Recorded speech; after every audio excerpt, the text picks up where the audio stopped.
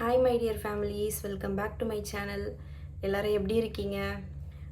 ரொம்ப ரொம்ப நாள் ஆகுது நான் லாங் வீடியோஸ் எல்லாமே அப்லோட் பண்ணி. ஏன்னா பசங்களுக்கு ஸ்கூல் ஓப்பன் பண்ணதுலேருந்து சுத்தமாக டைமே கிடையாது. அதனால் என்னால் வீடியோஸ் அப்லோட் பண்ண முடியாமல் இருக்குது. இதுக்கப்புறம் நான் ரெகுலராக பண்ணணும்னு சொல்லிட்டு நான் கொஞ்சம் யோசித்து வச்சுருக்கேன். பட் தெரியல சிச்சுவேஷன் எப்படி இருக்குதுன்னு சொல்லி. இன்றைக்கி நான் சப்பாத்தி ப்ளஸ் பன்னீர் கிரேவி தான் செய்ய போகிறேன். நான் எப்பயுமே பன்னீர் கிரேவி செஞ்சால் தேங்காய் பால் ஆட் பண்ணிடுவேன். இப்போ கொஞ்சம் எல்லாமே அவாய்ட் பண்ணணும்னு சொல்லிட்டு இது கொஞ்சம் டிஃப்ரெண்ட்டாக பண்ணலாம், தேங்காய் பால் இல்லாமல் கொஞ்சம் டிஃப்ரெண்ட்டாக பண்ணலான்னு சொல்லிட்டு நான் எடுத்திருக்கேன். வாங்க எப்படி நான் செய்கிறேன்னு பாருங்கள். நம்மளுடைய வீடியோஸை தொடர்ந்து பாருங்கள். எல்லோரும் சப்போர்ட் பண்ணுங்கள், ஷேர் பண்ணுங்கள், கண்டிப்பாக கமெண்ட் பண்ணுங்கள். நான் செய்கிற ரெசிப்பியை மறக்காமல் ட்ரை பண்ணி பாருங்கள். வீட்டில் ட்ரை பண்ணிவிட்டு எனக்கு கமெண்ட்டில் சொல்லுங்கள். வாங்க வீடியோக்குள்ளே போகலாம். இதுக்கு நான் ஒரு 3 வெங்காயம் எடுத்திருக்கேன். ஒன்று வதக்கிறதுக்கு, மீதி கட் பண்ணி கொஞ்சம் பெரிய சைஸாக போடுறதுக்காக 2 வெங்காயம் எடுத்திருக்கேன். இதை கட் பண்ணிக்கலாம். இப்போது இதை ரொம்ப சின்ன சின்னதாக சாப் பண்ணி எடுத்துக்கலாம்.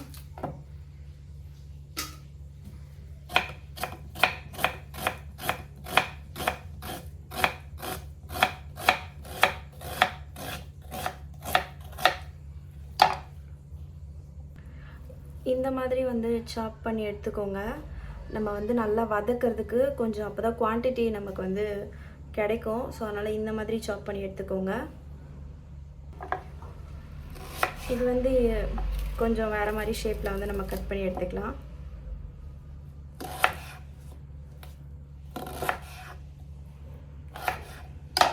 இந்த மாதிரி எடுத்து இந்த மாதிரி ஒரு லேயராக பிரிச்சுக்கோங்க. இந்த மாதிரி எடுத்துக்கோங்க, ஒரு லேயராக பிரித்து எடுத்துக்கோங்க.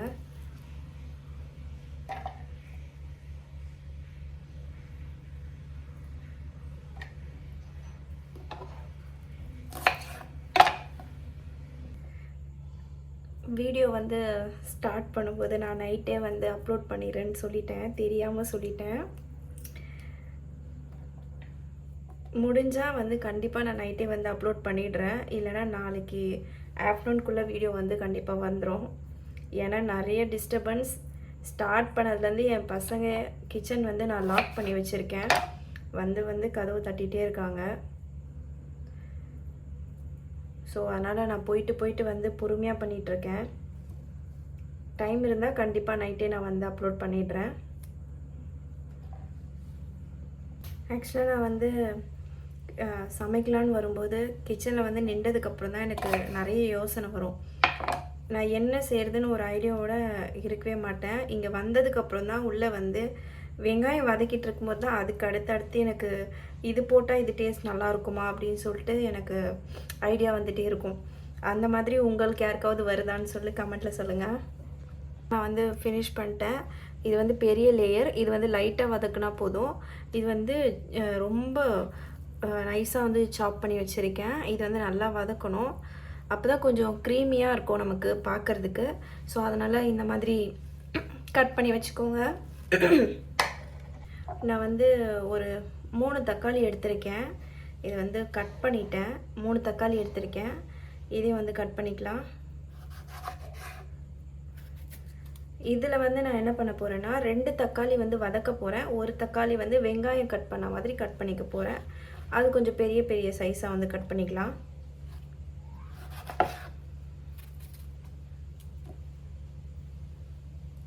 நான் இந்த சீடு எல்லாமே ரிமூவ் பண்ணிடுறேன். ஏன்னா எனக்கு லாஸ்ட் மந்த் தான் கிட்னியில் ஸ்டோன் இருக்குதுன்னு சொல்லியிருந்தாங்க. ஸோ சீடு சேர்க்கக்கூடாதுன்னு சொல்லிட்டாங்க. அதனால் நான் எல்லாத்துக்குமே சீட் ரிமூவ் பண்ணிடுறேன். பாருங்கள், நான் எல்லாமே சீட் ரிமூவ் பண்ணிட்டேன். ஆக்சுவலாக எனக்கு ஸ்டோன் கிட்னி ஸ்டோன் ரிமூவ் ஆயிடுச்சு. ஆனால் டாக்டர் என்ன சொன்னாங்கன்னா, நீங்கள் ரெகுலராக இந்த மாதிரி சீடு இருக்கிற தக்காளி சீடோடு நீங்கள் போட்டிங்கன்னா கன்ஃபார்மாக வரும். அதனால் சேர்த்துக்காதீங்கன்னு சொல்லிட்டாங்க. எனக்கு ரிமூவ் ஆயிடுச்சு. இருந்தாலும் எனக்கு சேர்த்துக்க பயமாக இருக்குது. ஸோ அதனால் நான் எல்லாத்துலேயுமே எப்போயுமே செய்யும்போது எல்லாமே சீட் நான் ரிமூவ் பண்ணிட்டு தான் செய்கிறேன். நீங்கள் வந்து உங்களுக்கு அப்படியே வேணும்னா நீங்கள் அப்படியே போட்டுக்கோங்க. நான் வந்து எடுத்துட்டேன். இப்போ வந்து இதையும் சின்ன சின்னதாக சாப் பண்ணிக்கலாம்.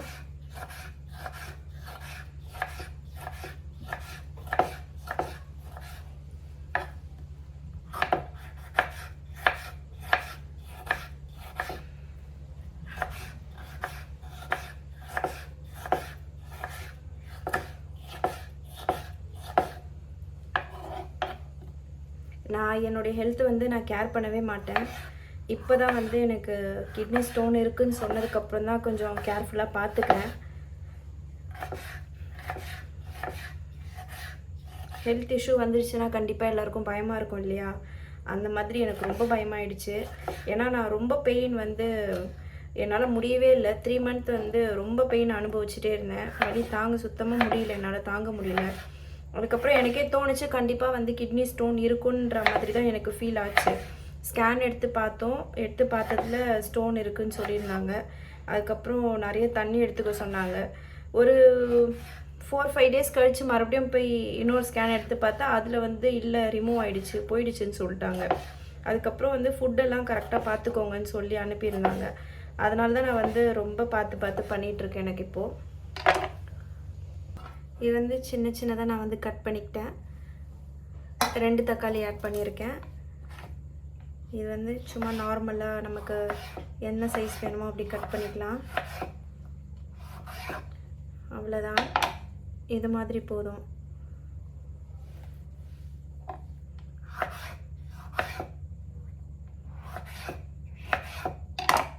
தக்காளி கொஞ்சம் சீக்கிரத்தில் வதங்காது, அதனால் இந்த சைஸில் நான் கட் பண்ணியிருக்கேன். தெரியுதான்னு பாருங்கள். ஓகே, க்ரீன் சில்லி ஒன்று எடுத்திருக்கேன். ஏன்னா மிளகாத்தூள் வந்து நம்ம ஆட் பண்ணுவோம். ஸோ அதனால் க்ரீன் சில்லி 1 எடுத்திருக்கேன். கேப்சிகம் 1 எடுத்திருக்கேன். சின்ன சைஸ் தான் இது, 1 போதும்.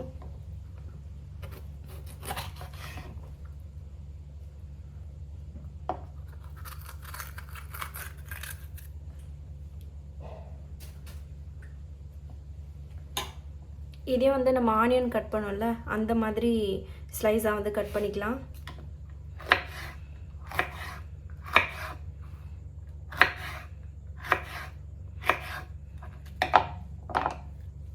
பாருங்கள், இந்த மாதிரி எடுத்துக்கோங்க.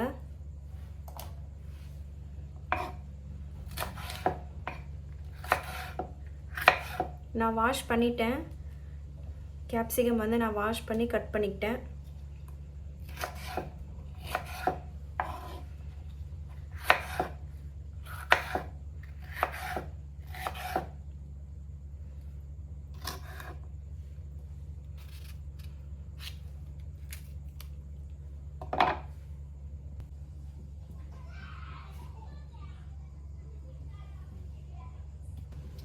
ஆயில் ஆட் பண்ணிக்கலாம்.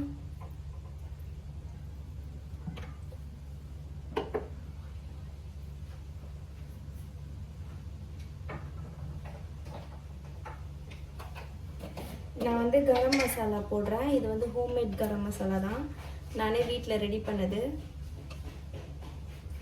ஒரு சின்ன ஸ்பூன் 1 ஸ்பூன் சேர்த்துக்கிறேன்.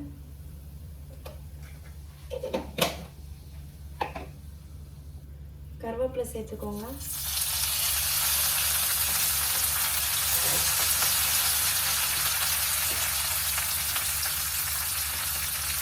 இப்போ நம்ம நைஸாக சாப் பண்ணி வச்சுருந்த ஆனியன் வந்து சேர்த்துக்கலாம்.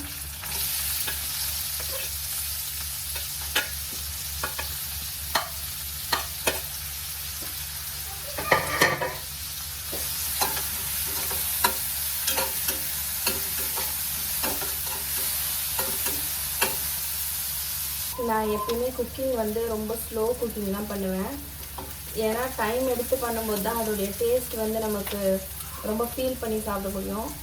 ஸோ அதனால் ரொம்ப ஸ்லோவாக வந்து எல்லாமே கரெக்டாக ஈக்குவலாக வதக்கி அதை டைம் எடுத்து பண்ணும்போது ரொம்ப டேஸ்ட் வந்து சூப்பராக இருக்கும். அந்த மாதிரி வந்து நீங்களும் வந்து ட்ரை பண்ணி பாருங்கள். சீக்கிரமாக வந்து வதங்கிடுச்சு. நெக்ஸ்ட் வந்து தக்காளி வந்து நம்ம ஆட் பண்ணிக்கலாம். தக்காளி வந்து ஆட் பண்ணிக்கலாம். 2 தக்காளி வந்து நம்ம சாப் பண்ணி வச்சுருக்கோம்.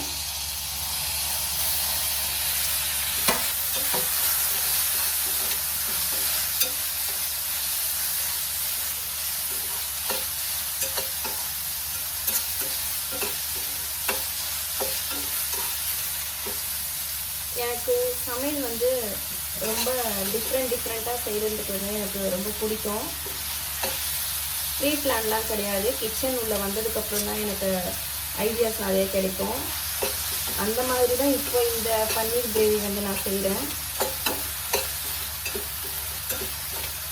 இப்போ வரைக்கும் நான் என்னென்ன போட போகிறேன்னு எனக்கே தெரியல. ஆனால் நான் கட் பண்ணி வச்சுருக்கிறது மட்டும் தான் பண்ணியிருக்கேன். நெக்ஸ்ட்டு வேறு ஏதாவது எனக்கு ஐடியா வந்துச்சுன்னா அதே இதில் வந்து நான் ஆட் பண்ணிவிடுவேன்.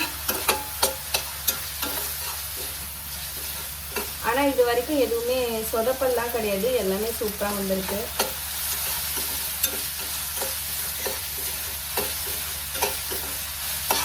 நம்ம குக்கிங்கில் காட்டுற அந்த இன்ட்ரெஸ்ட் தான் வந்து கண்டிப்பாக வந்து அது டேஸ்ட் வந்து பெஸ்ட்டாக கொடுக்கும்னு நான் நினைக்கிறேன்.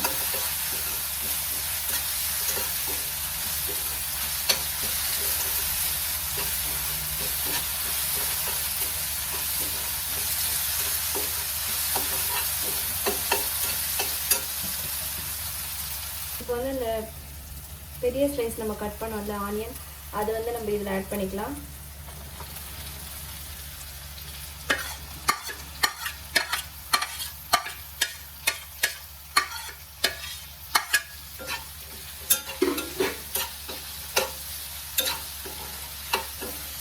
இது ரொம்ப நேரம் வந்து வதக்க வேண்டாம், கொஞ்சம் மீடியமாக இருந்தால் போதும்.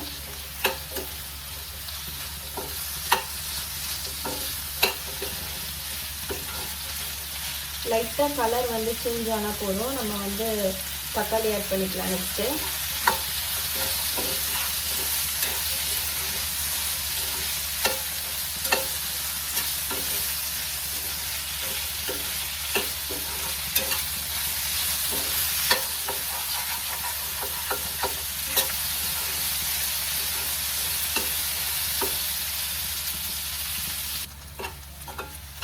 ஓகே, இங்கே பாருங்கள், இந்த மாதிரி லைட்டாக கலர் சேஞ்ச் ஆனால் போதும். இது ஓகே தான். நம்ம வந்து இப்போ தக்காளி ஆட் பண்ணிக்கலாம்.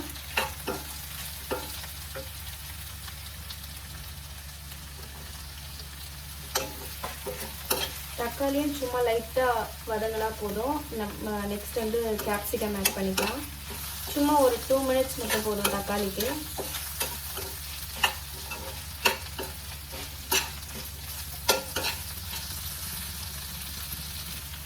தக்காளியும் ஓகே, ஓரளவுக்கு வதங்கிடுச்சு. கேப்சிகம் ஆட் பண்ணிக்கலாம்.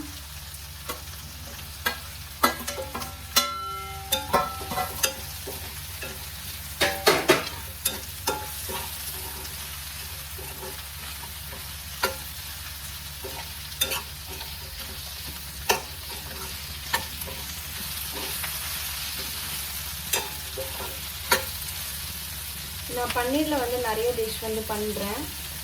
நிறைய பண்ணியிருக்கேன், பட் வீடியோஸ் எதுவுமே நான் அப்லோட் பண்ணது கிடையாது. சரி, எனக்கு இது சடனாக தோணுச்சு. ரொம்ப நாள் ஆச்சு நம்ம வீடியோலாம் போட்டு. சரி, பன்னீர் போட்டுடலாம் அப்படின்னு சொல்லி தோணுச்சு.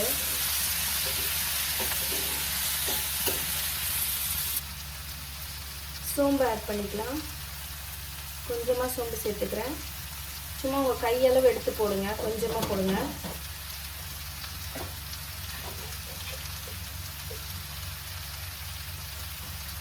சால்ட் ஆட் பண்ணிக்கோங்க.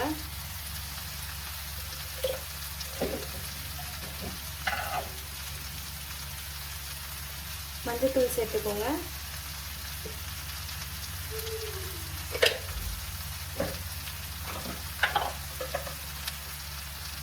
மிளகாத்தூள் சேர்த்துக்கோங்க. உங்களுக்கு ஸ்பைஸ் எவ்வளோ வேணுமோ அந்த அளவுக்கு பார்த்து சேர்த்துக்கோங்க.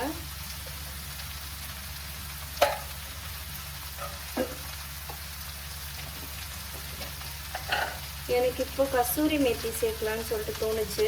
ஸோ அதையும் நான் வந்து இதில் ஆட் பண்ணிக்கிறேன். கொஞ்சம் ஸ்மெல் நல்லாயிருக்கும், ஃப்ளேவர் நல்லாயிருக்கும், அதனால் நான் வந்து ஆட் பண்ணிக்கிறேன்.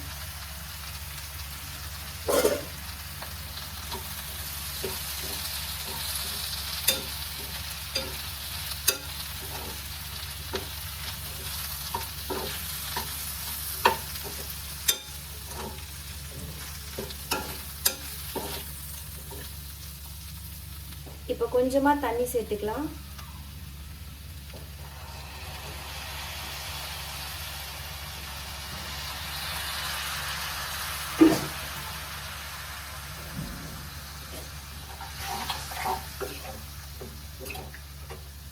மசாலா எதுவும் தீயாமல் இருக்கிறதுக்காக கொஞ்சமாக தண்ணி சேர்த்துருக்கேன், நிறைய இல்லை, பார்த்துக்கோங்க. ரொம்ப ரொம்ப கம்மியாக சேர்த்துருக்கேன், ஏன்னா கீழே அடி பிடிக்காமல் இருக்கிறதுக்காக ரொம்ப லைட்டாக தண்ணி ஆட் பண்ணியிருக்கேன்.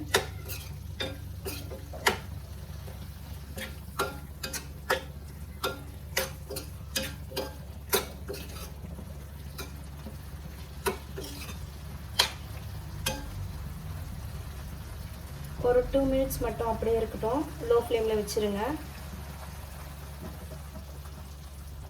இப்போ வந்து தயிர் ஆட் பண்ணிக்கலாம்.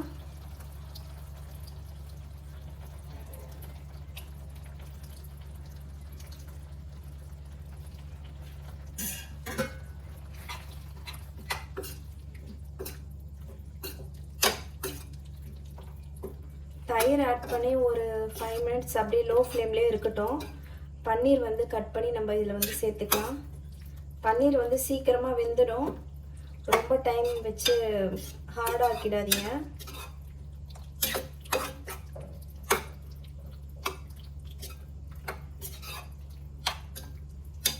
இது பார்க்கும்போதே ரொம்ப ரிச்சாக சூப்பராக இருக்குது. எனக்கு இப்போவே பசிக்குது, சாப்பிடணும் போல் இருக்குது. பட் இன்னும் ஃபினிஷ் பண்ணலை.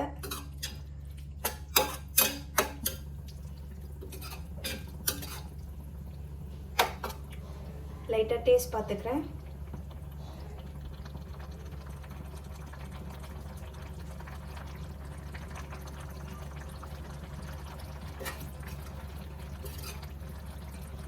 செமையாக இருக்குது, லைட்டாக ஸ்பைஸ் அதிகமாக இருக்குது. பட் ஓகே தான், பன்னீர் நம்ம செய்கிறதுனால ஸ்பைஸ் கொஞ்சம் கூட இருந்தால் பிரச்சனை இல்லை.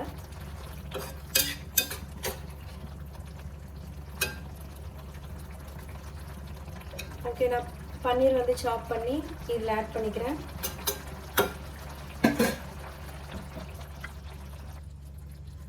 ஆல்மோஸ்ட் வந்து ஃபினிஷ் ஆகிடுச்சு. இப்போ வந்து கட் பண்ணி வச்சுருக்க பன்னீர் வந்து நம்ம இதில் ஆட் பண்ணிக்கலாம்.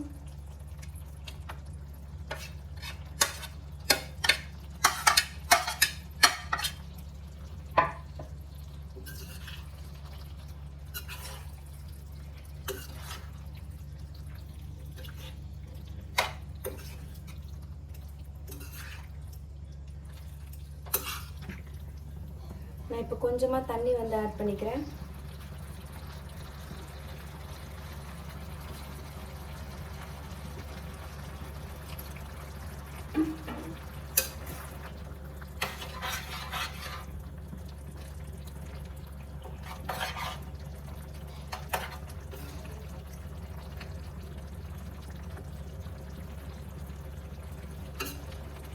அந்த தண்ணியில் பன்னீர் வந்து டிப் ஆகுற மாதிரி தண்ணீர் வந்து சேர்த்துக்கோங்க.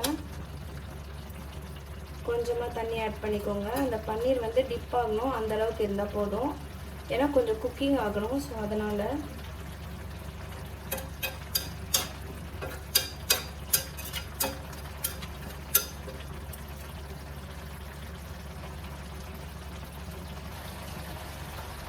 ஓகே தான், இது ஆல்மோஸ்ட் வந்து ஃபுல்லாகவே ஃபினிஷ் ஆகிடுச்சு.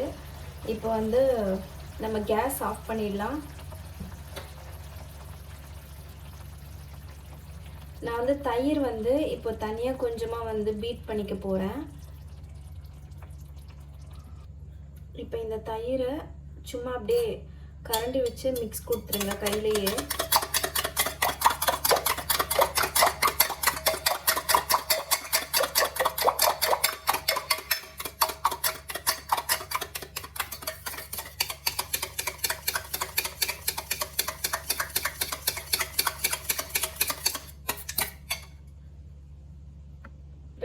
இப்போ இந்த தயிரை வந்து நம்ம இது மேலே வந்து லேயர் போட்டுக்கலாம். சும்மா வந்து அப்படியே போட்டு விட்டுருங்க. போட்டு ஒரு மிக்ஸ் கொடுத்துருங்க.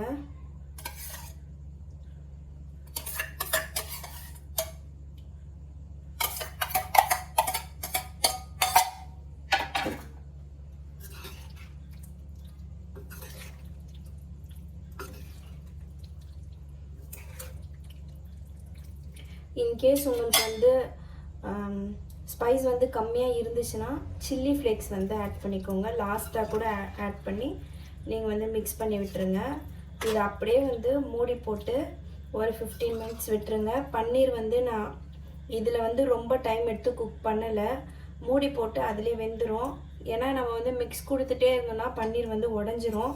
ஸோ அதனால் நான் வந்து ஆஃப் பண்ணிட்டேன். இங்கே பாருங்கள், லைட்டாக மிக்ஸ் பண்ணும்போதே உடையுது.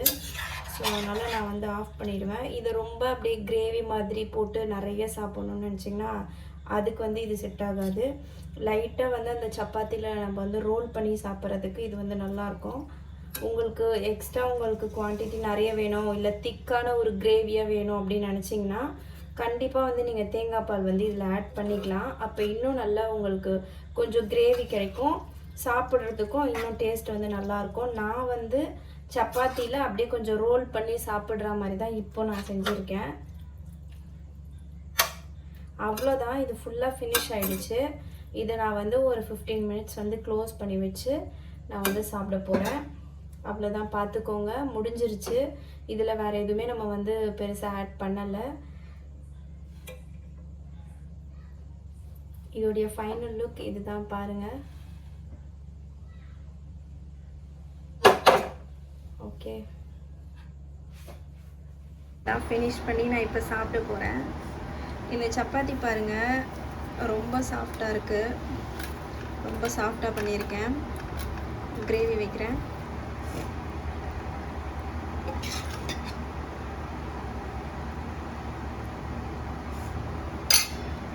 இது தொட்டு சாப்பிட்ற மாதிரிலாம் இருக்காது, ஜஸ்ட் அப்படியே அதிலே ரோல் பண்ணி நம்ம அப்படியே எடுத்து சாப்பிட வேண்டியது தான். அவ்வளோதான், ஃபுல்லாக ஃபினிஷ் பண்ணியாச்சு. கண்டிப்பாக வந்து ட்ரை பண்ணி பாருங்கள், கமெண்ட்ஸில் சொல்லுங்கள்.